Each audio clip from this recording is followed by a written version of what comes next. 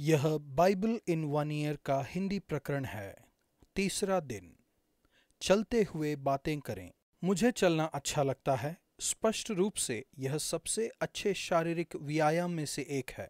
अवश्य ही चलना यातायात का एक माध्यम भी है। प्राचीन काल में यह सबसे सामान्य था और कुछ लोगों के लिए आज भी यह यातायात का एकमात्र माध्यम है। किसी और के साथ मिलकर चलना ज्यादा आनंददायक है, फिर चाहे वह कोई भी कारणवश क्यों ना हो। चलना और बात करना अपने परिवार के साथ, दोस्तों और परमेश्वर के साथ संगति करने का एक अच्छा तरीका है। बात यह है कि हम एक समय में दो कार्य करते हैं। हम सिर्फ व्यायाम या यात्रा नहीं करते। जब हम साथ मिलकर चलते हैं तो हम एक दूसरे के साथ संगति करते हैं। हानोक और नूह दोनों परमेश्वर के साथ चले। उत्पत्ति 5:25 और 6:9। वे परमेश्वर के साथ सिर्फ बैठने, खड़े रहने या घुटने पर आने के समय ही नहीं, वह बातें जिन्हें हम परमेश्वर के साथ संगति रखने से जोड़ते हैं, बल्कि कुछ और करते समय भी परमेश्वर के साथ संगति में थे। जब आप कुछ और कर रहे होते हैं, जैसे कि काम, भोजन, व्यायाम या आराम, उस समय भी आप परमेश्वर के साथ संगति कर सकते हैं। व्यक्तिगत रूप से मैंने भी यह पाया है कि यह प्रार्थना करने का सबसे अच्छा तरीका है। पिछले कुछ सालों से यह मेरा नैत्य रहा है। हर दिन बाइबल पढ़ने के बाद मैं एक स्थानीय पार्क में सैर करने जाता हूँ, जहाँ सुबह के समय एकांत होता है। मैं अपने साथ कागज और एक पेन लेकर जाता हूँ, वह सब लिखने के लिए जो मुझे पवित्र आत्मा प्रार्थना करने समय बताते हैं। बस स्टॉप तक चलकर जाते समय या दिन में मुलाकातों के बीच में आप चलते हुए प्रार्थना कर सकते हैं। चलते हुए बातें करें। परमेश्वर के साथ चलने के विषय में बाइबल बहुत कुछ कहती है। हमें इसी तरह रहना चाहिए था। आदम और हवा के पाप ने उन्हें छिपने पर मजबूर किया जब उन्होंने यहोवा परमेश्वर को दिन के ठंडे समय में वाटिका में फिरते हुए सुना। 3:8। आपके लिए परमेश्वर की इच्छा यह है कि आप उनके साथ एक अच्छे संबंध में नम्रता पूर्वक चलें। मीका 6:8। यीशु ने इसे संभव बनाया। आप भी वैसा ही चलें जैसा यीशु चले थे। 1 यूहन्ना 2:6। आप समय समय पर लड़खड़ा सकते हैं, लेकिन एक दिन आप उनके साथ श्वेत वस्त्र धारण किए हुए चलेंगे। प्रकाशित वाक्य 3:4। भजन संहिता 3:1-8 तक। आप सिर उठाकर चलें। दाऊद परमेश्वर के साथ चला, लेकिन इसका यह मतलब नहीं कि सब कुछ बिल्कुल ठीक था। यह भजन दाऊद द्वारा उसके बेटे के विद्रोह के दौरान लिखा गया था, जो कि एक तरह से दाऊद के व्यभिचार का परिणाम था। फिर भी दाऊद ने जो कुछ किया था उसके लिए उसने पश्चाताप किया और परमेश्वर ने उसे क्षमा किया और उसके साथ संबंध को पुनर्स्थापित भी किया। दाऊद का जीवन आसान नहीं था। हे यहोवा, मेरे सताने वाले कितने बढ़ गए हैं। वह जो मेरे विरुद्ध उठते हैं बहुत हैं। बहुत से मेरे प्राण के विषय में कहते हैं कि उसका बचाव परमेश्वर की ओर से नहीं हो सकता। भजन संहिता 3:1-2। लेकिन दाऊद ने परमेश्वर को पुकारा, परंतु हे यहोवा, तू तो मेरे चारों ओर मेरी ढाल है। तू मेरी महिमा और मेरे मस्तिष्क का ऊंचा करने वाला है। पद 3। दाऊद के जैसे अपने डर और निवेदन को परमेश्वर के पास लाएं। मैं ऊंचे शब्द से यहोवा को पुकारता हूँ और वह अपने पवित्र पर्वत से मुझे उत्तर देता है। पद 4। उसकी कष्टदायक स्थिति के बावजूद परमेश्वर ने दाऊद के सिर को ऊंचा उठाया। परमेश्वर नहीं चाहते कि आप लगातार अपने पीछे खेद प्रकट करते हुए अपने चारों तरफ परेशानियों और अपने अंदर पाप को देखकर दुखी हों, बल्कि वह चाहते हैं कि आप अपने सिर को ऊंचा उठाएं और ऊपर से आने वाली मदद को देखें। अपने सर को ऊंचा उठाकर चलें और अपनी आंखों को उन पर लगाए रखें। दाऊद यह कह पाया था कि मैं लेटकर सो गया, फिर जाग उठा, क्योंकि यहोवा मुझे संभालते हैं। मैं उन 10,000 मनुष्यों से नहीं डरता जो मेरे विरुद्ध चारों ओर पांति बांधे खड़े हैं। पद 5 और 6। सारी परेशानियों के बावजूद ऐसा लगता था कि उसके पास गहरी शांति है, एक झील के समान जहां सतह पर तेज लहरें हो सकती हैं, लेकिन नीचे गहराई में बहुत शांति होती है। प्रभु, आने वाले वर्ष के लिए मैं प्रार्थना करता हूं कि आप अपने साथ मुझे शांति के मार्ग पर सिर उठाकर आने वाले दिन के लिए मुझे जो भी चाहिए उसके लिए आपकी आपूर्ति पर भरोसा करते हुए चलने में मदद करें। मत्ती 2:19 से 3:17 तक। पवित्र आत्मा के अनुसार चलें। यूहन्ना बपतिस्मा देने वाले ने यीशु के लिए मार्ग तैयार किया। यूहन्ना का बपतिस्मा एक प्रतीक था, लेकिन यीशु आपको पवित्र आत्मा और आग से बपतिस्मा दे सकते थे।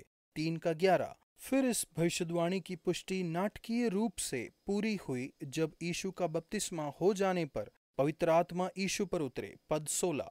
यह दर्शाते हुए कि यूहन्ना जिनके बारे में कह रहा था वह यही है, और यह कि यीशु उसी पवित्र आत्मा को आप पर और मुझ पर उंडेलने में सामर्थी हैं। यीशु का बपतिस्मा कई तरह से हमारे बपतिस्मे से अलग है। मन फिराने के लिए उन्हें बपतिस्मा लेने की जरूरत नहीं थी और वह पहले से ही पवित्र आत्मा से भरे हुए थे। यूहन्ना बपतिस्मा देने वाला उन्हें बपतिस्मा देने से हिचकिचा रहा था। पद 14। लेकिन यीशु ने कहा, अब तो ऐसा ही होने दो, क्योंकि इसी रीति से सब धार्मिकता को पूरा करना उचित है। पद 15। आरंभ से ही यीशु हमारे साथ पापी मनुष्य के जैसे पहचाने गए। उन्होंने ऐसा इसलिए किया ताकि क्रूस पर वह हमारे लिए हमारे पापों को उठा सकें। इसके परिणाम स्वरूप आप उसी रीति से पवित्र आत्मा का अनुभव कर सकते हैं और आत्मा के अनुसार चल सकते हैं। गलातियों 5:25। यहाँ हम जो देखते हैं उसका मतलब है पवित्र आत्मा के अनुसार चलना। नंबर 1, आग में पवित्र हो जाइए। यूहन्ना ने कहा था वह तो पानी से बपतिस्मा देता है, लेकिन यीशु पवित्र आत्मा और आग से बपतिस्मा देंगे। मत्ती 3:11। आपके जीवन में सामर्थ और पवित्रता लाने के लिए पवित्र आत्मा पवित्र करने वाली आग के समान आएंगे। इस जीवन में पवित्र आत्मा की पवित्र आग को जानने का मतलब है कि जब यीशु वापस आएंगे तो न्याय की अग्नि के डर से आप मुक्त हो पाएंगे। पद 12। नंबर 2, शांति से भर जाइए। जब यीशु बपतिस्मा लेकर पानी से बाहर आए तो देखो उनके लिए आकाश खुल गया और उसने परमेश्वर की आत्मा को कबूतर की नाई उतरते और अपने ऊपर आते देखा। पद 16। कबूतर शांति का प्रतीक है जो पवित्र आत्मा आपके जीवन में लाते हैं। पवित्र आत्मा का फल है शांति। गलातियों 5:22। नंबर 3, खुद के अपनाए जाने के बारे में आश्वस्त रहें। आकाशवाणी हुई, यह मेरा प्रिय पुत्र है। मत्ती 3:17। यीशु असाधारण तरीके से परमेश्वर के पुत्र हैं। फिर भी पवित्र आत्मा हम सबको आश्वस्त करते हैं कि यीशु ने हमारे लिए जो कुछ भी किया है उसके द्वारा हम भी परमेश्वर के पुत्र और पुत्री हैं। हमें लेपालकपन की आत्मा मिली है जिससे हम हे अब्बा, हे पिता कहकर पुकारते हैं। पवित्र आत्मा खुद हमारी आत्मा को गवाही देते हैं कि हम परमेश्वर की संतान हैं। रोमियो 8:15-16। नंबर 4, जानिए कि परमेश्वर आपसे प्रेम करते हैं। आकाशवाणी हुई, यह मेरा प्रिय पुत्र है। मत्ती 3:17। प्रेरित पौलुस लिखते हैं कि पवित्र आत्मा के द्वारा परमेश्वर का प्रेम आपके दिल में उंडेला जाता है। रोमियो 5:5। नंबर 5, प्रसन्नता महसूस करें। आकाशवाणी हुई, इससे मैं बहुत प्रसन्न हूँ। मत्ती 3:17। फिर से यह परम सत्य है कि जब आप पवित्र आत्मा के अनुसार चलेंगे तो आप भी परमेश्वर की खुशी और प्रसन्नता को महसूस कर पाएंगे। प्रभु मुझे पवित्र करने के लिए, मुझे शांति देने के लिए, यह आश्वासन देने के लिए कि मैं परमेश्वर की संतान हूँ, आपका प्रेम जानने के लिए और आपकी प्रसन्नता महसूस करने के लिए जो आपने अपना पवित्र आत्मा दिया है, उसके लिए धन्यवाद। पवित्र आत्मा के अनुसार चलने में मेरी मदद कीजिए। उत्पत्ति 4:17 से 6:22 तक परमेश्वर के साथ संबंध में चलें। मनुष्य परमेश्वर की सर्वश्रेष्ठ रचना है। परमेश्वर ने हमें उनके साथ संबंध में चलने के लिए बनाया है।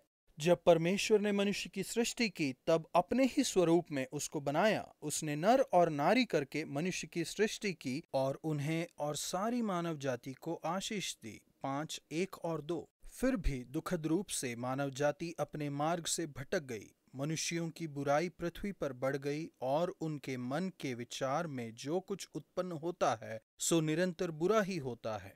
और यहोवा पृथ्वी पर मनुष्य को बनाने से पछताया और वह मन में अति खेदित हुआ और इससे परमेश्वर का दिल टूट गया। 6:5 और 6। बुराई हमारी सोच और कल्पना में शुरू होती है, यानी हमारे दिलों में। यह कूड़ा अंदर आने और कूड़ा बाहर निकालने का मामला है। हमें सिर्फ अपने कार्यों को ही नहीं जांचना है, बल्कि हमारे विचारों, व्यवहारों, इरादों और कल्पनाओं को भी जांचना है। भ्रष्टाचार और बुराई के बीच अलग होना और अलग करना संभव है। हानोक और नूह ऐसे 2 उदाहरण हैं जो भीड़ के साथ मिलकर नहीं रहे बल्कि परमेश्वर के साथ चले। ऐसा प्रतीत होता है कि मतुशलह के जन्म के बाद हानोक ने अपना बाकी का जीवन परमेश्वर के साथ बड़ी विश्वासयोग्यता से चलने में बिताया। अपने खुद के बच्चों को पैदा होता हुआ देखना बहुत ही सामर्थ्य, अद्भुत और चमत्कारी बात है। मेरा एक करीबी दोस्त अपने पहले बच्चे के अनुभव के द्वारा मसीही बना और हानोक परमेश्वर के साथ साथ चलता था, फिर वह लोप हो गया क्योंकि परमेश्वर ने उसे उठा लिया। पद 24। नूह भी परमेश्वर के साथ चला, उसने प्रभु की दृष्टि में अनुग्रह पाया। पद 8। उसके आसपास चल रही सारी बुराइयों के बावजूद नूह अच्छा पुरुष और अपने समय के लोगों में खरा था और नूह परमेश्वर ही के साथ साथ चलता रहा। 6 का 9। नूह ने परमेश्वर पर विश्वास किया और एक नाव बनाई। हालांकि उस समय बरसात नहीं हो रही थी और पानी का कोई संकेत नहीं था। नूह ने बिल्कुल वही किया जो परमेश्वर ने उसे करने के लिए कहा था। पद 22। प्रभु मुझे सत्यनिष्ठा और अपने विचारों, शब्दों और कार्यों में निर्दोष बने रहने के लिए और अपने साथ घनिष्ठता में चलने के लिए मेरी मदद कीजिए। आपने मुझे जो करने के लिए कहा है वह सब करने में मेरी मदद कीजिए। उत्पत्ति 5 का 18। आज की तुलना में एक परिवार शुरू करने की औसतन आयु थोड़ी देर से नजर आती है। येरेद को पहली संतान 162 की उम्र में हुई। यह युवा गर्भधारण के बिल्कुल विपरीत है। स्पष्ट रूप से उसे पितृत्व की तैयारी में काफी लंबा समय लगा, लेकिन उसने एक बहुत अच्छा काम किया क्योंकि उसका बेटा हानोक परमेश्वर के साथ चला। उत्पत्ति 5वें अध्याय 22 से 24 तक। आज का वचन, परंतु हे यहोवा, तू तो मेरे चारों ओर मेरी डाल है। भजन संहिता 3 का 3।